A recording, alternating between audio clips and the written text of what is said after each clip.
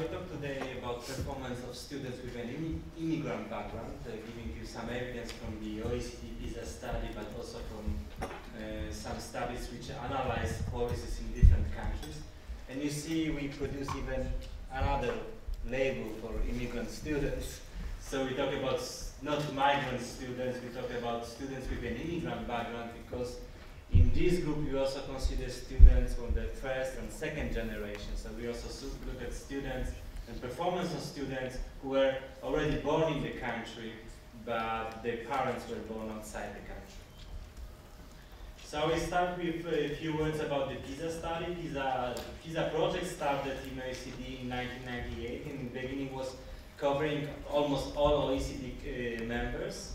And as you can see, PISA project expanded, and now we are covering 74 countries, and we're covering countries which are responsible for 87% of world economy. And PISA survey differs from, I will now say a few words about the PISA 2009. So this is the last edition of PISA for which data are available. So in PISA 2009, we sampled 500,000 of students, and these students are represented for performance of 28 million of 15-year-olds in 74 countries or economies. All these students took internationally agreed 2 hours test, and this test, and this is what is special in PISA, it goes beyond what is learned in schools. In other words, we are not, the PISA test is constructed not to test what is in school curricula, but to test skills which we believe, and our experts from many countries believe, are important in later life for student success. Students not only respond to the test, the cognitive test, but they also respond to questions about their personal background. We collect data, extensive data on socioeconomic background. We also ask about their schools, about their engagement with learning and with schools. On top of the student cognitive test and student questionnaire, we also collect data from parents, we collect data from school principals, we also collect data from system leaders, from the ministries mostly, about school policies, practices, resources, and institutional factors which we try to relate then to student performance. The goal of PISA is to support governments to prepare students to the rapid change we all observe, and we are already talking for how to address, how to change education system to address needs which we don't know very often yet, and to use technologies that will have not yet been invented, and to solve problems that we don't yet know will arise. And we don't want to tell countries what to do very specifically. We rather try to show countries what achievements are possible in different countries, and to facilitate peer learning among countries from their experiences and from their achievements. So now I will talk about performance of students with an immigrant background as measured by PISA. So first let's start with this simple graph shows you the trends in the number of immigrant students. These data are actually showing the stock of foreign-born students as a percentage in population between 1997 and 2006. And the basic picture is that basically in all OECD countries, this percentage increased. So we have more and more students with an immigrant background, and that affects almost all OECD countries. Obviously, if you look at this graph, it's quite clear that the composition of students with immigrant background is very different in different countries. So if you look at countries in the left, like Luxembourg or Switzerland, you obviously know that in these countries some students are coming outside Europe, but some students, and like in Switzerland, are just coming from France or Germany. So we have very different groups with very different problems in these countries. And while in other countries the group of immigrant students can be mostly coming from much poorer countries. Okay, so this is the graph showing performance of students.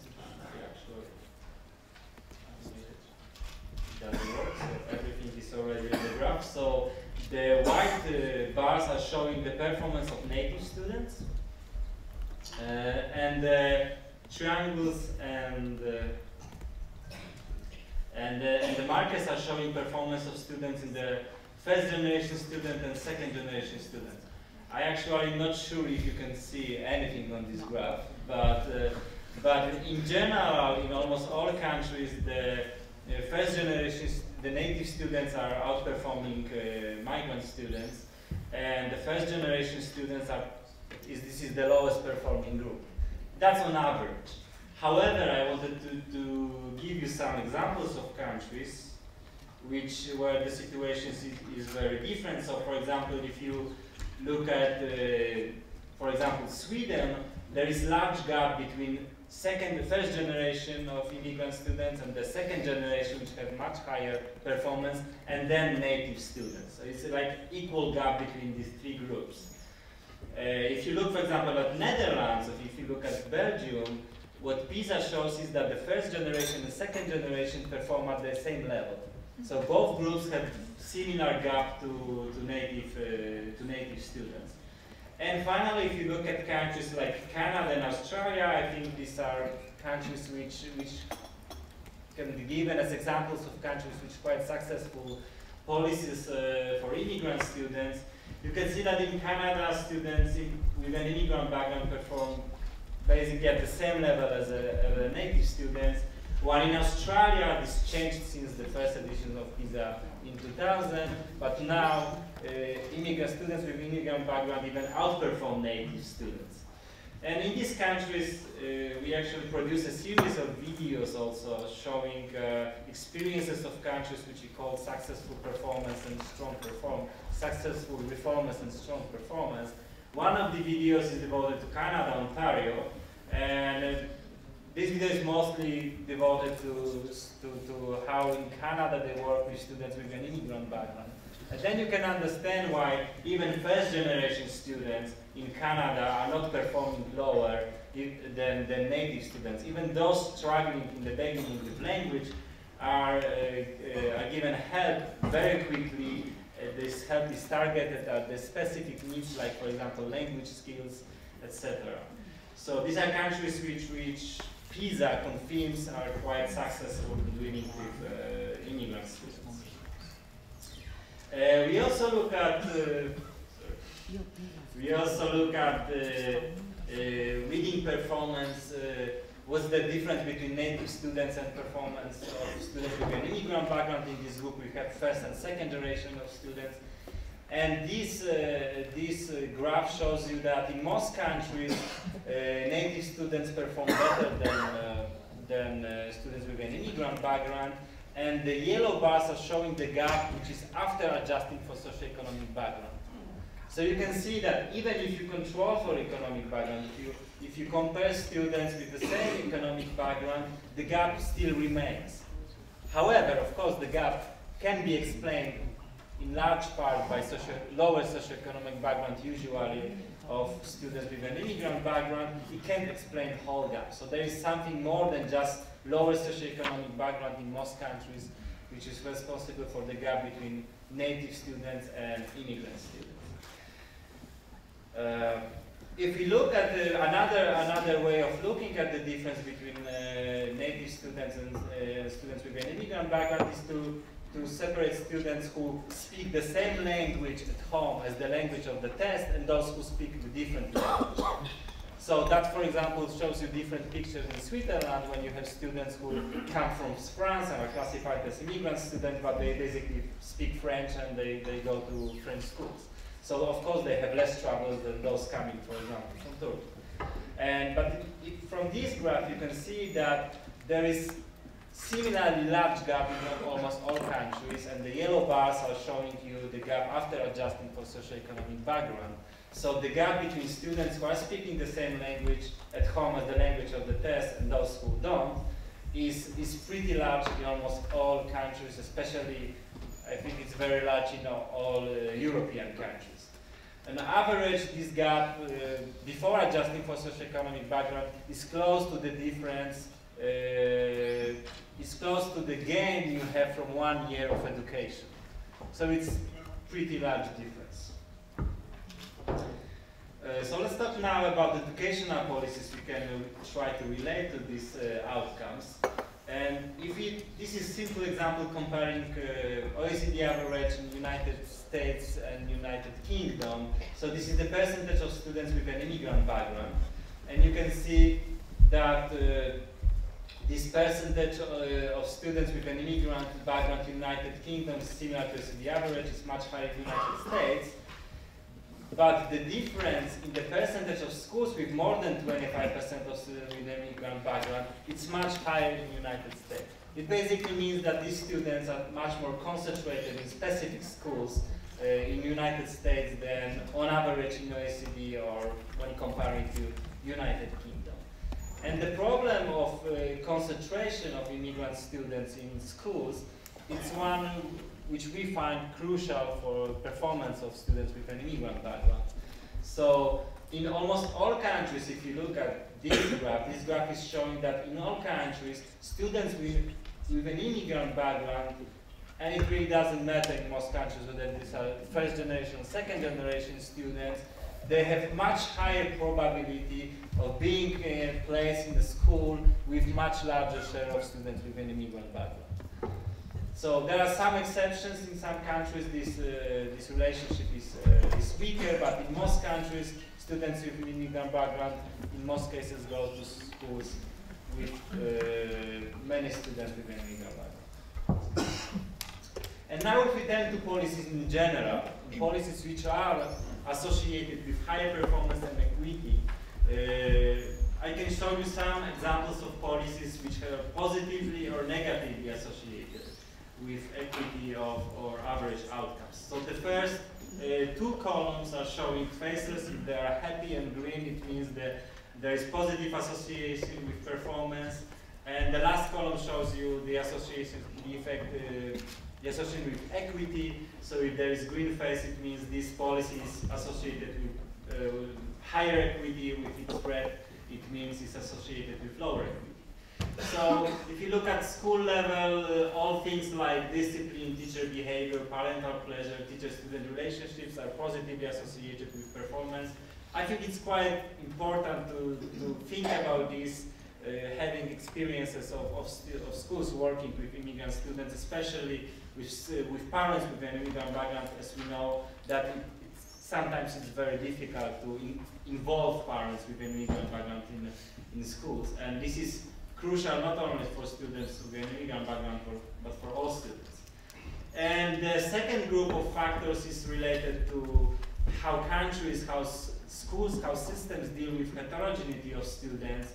And you have several policies which are quite easy to analyze with the data, like grade repetition, early selection of students, expulsions, and ability grouping of students.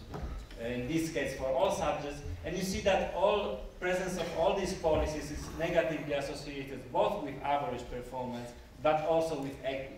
So for example, if countries where you have a lot of students repeating grades, these countries tend to have also lower performance on average, but also higher inequity in the system. The same with countries when you have many expulsions of students or ability grouping within schools. Then one group of policies which are quite important, and actually I just recently started to think that these policies are important not for the best students, but for the lowest performing students, for students with disadvantaged background, including immigrant students, are policies related to standards and accountability. So if you think about policies like having standardized tests in schools, national exams, I was previously very often thinking that these policies are really important for students who are really good, who are competing for places in best schools, who are competing to get to best universities. And it seems it's not really true in many countries actually, and I think it's quite important in many countries for immigrant students to have the tests which are standardized, which are external, because on these tests they can actually show what they know, they can show what they learned, and they can fight the stigma which they are often given in schools just because they are coming from different culture, or they, for example, struggle with language.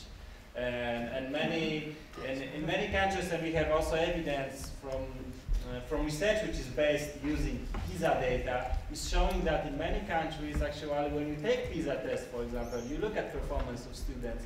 Students with an immigrant background, even if they're performing very high, so they have very good skills, they are placed, for example, in vocational schools or schools, or basically end up in schools in which native students wouldn't end up with this level of skills. And now I turn to research, in which we analyzed. There was special projects which was involving several OECD countries, which tried to understand what explains the gap in performance as measured by PISA, but then also collecting policy examples for different countries, trying to find successful stories from which other countries can learn. So if you look at the gap, I just showed you the gap between native students and students with an immigrant background in performance. If you look at student factors, I already said that socioeconomic background and speaking a different language at home explains large part of this gap, but not whole gap. So other factors which are crucial is availability of educational resources at home, which is quite often lower in families with an immigrant background. Also, reading at home at a young age. This is in general very important and crucial factor for student performance. And also access to preschool education. As we already learned, in some countries there are some problems, and students with an immigrant background have more limited access, or it's more difficult for them to have access to preschool education. And school level factors, the one very important, and if you think about it, it's quite obvious factor, is how many hours per week you have for language learning. But you can go into details here, and also in this you should include special learning, which is targeted at immigrant students who struggle with the language of the country in which they are now studying. So I was basically asked to give examples of countries which improved over the years in terms of performance, especially the gap between native students and students with immigrant background. And Germany is one of the countries which is quite famous, was quite famous in 2000, the first edition of PISA, for very low performance of students with an immigrant background, and which improved a lot in terms of performance of students with an immigrant background. And this is, we can't really say for sure this is only associated with the special policies targeted at immigrant students, but basically in Germany, in many schools, in many states, they have special policies which help students struggling with the language very early, as quickly as possible, to learn German and to learn the language first, and then to learn other subjects before. And before it was that they were struggling with German, and they were not able to basically learn, for example, mathematics just because of the language, not because they were lacking skills in mathematics. And another factor, which is also, I would say, policy amenable factor, variable, is high concentration of immigrant students at school. I already showed that immigrant students are more often found in schools where there's high concentration of immigrant students. And this is always, in all countries, negatively associated with student performance. And another factor which is crucial for all students, for native students also, if you go to the school with the higher socioeconomic background of all students in the school, on average your performance will also be higher, but it's even more important for students with an immigrant background. So it's also related to the concentration of immigrant students at school, but it's another factor which is just related to socioeconomic background, despite whether you are coming from an immigrant background or not. Okay, and now just several policies very quickly as we go through these, which are collected from countries and which can be given as successful examples. I was already told about effective language support. So as quickly as possible, you should help students struggling with the language to improve their language skills so they can catch up on other subjects, so they don't lag behind on other subjects. And you have to train teachers to work with diversity, with diverse classrooms. So you can do it by recruiting students, teachers with an immigrant background coming from immigrant families. Also, you can also train teachers for this. What is crucial, I don't think I have to convince you, is school leaderships for diverse schools. This is one of the crucial factors in all countries, and also involving parents and community. And I also don't think you have to convince, and you will see examples this afternoon, I think, of a successful policies in this regard. At the system level, you have to manage variation in educational support. So at the system level, your system have to be quite flexible to allow different solutions in different schools.